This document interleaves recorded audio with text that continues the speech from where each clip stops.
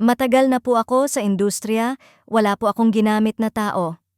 Ito ang mariing pahayag na ibinabato ngayon kay Jillian Ward matapos mag-trending ang mga komento ng ilang netizens na nagsasabing gagamitin lang daw niya si Eman Baco sa Pacquiao para mas lalo pang sumikat, lalo na ngayong mas visible na si Eman sa GMA at vocal ang paghanga nito sa aktres. Nag-ugat ang issue nang lumabas ang mga spekulasyon online tungkol sa posibleng tambalan ni Jillian at Eman.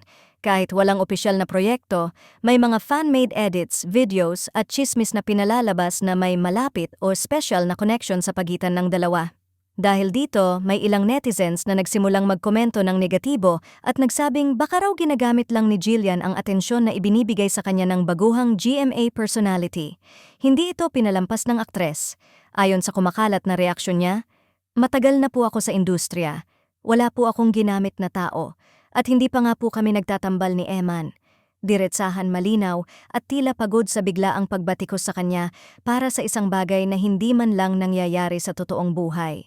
Ayon sa mga supporters ni Jillian, unfair daw ang mga akusasyon at hindi makatarungan na pagbintangan siyang gumamit ng kung sino man, lalo na't may 15 taon na siyang career, sariling projects, sariling identity at sariling fanbase.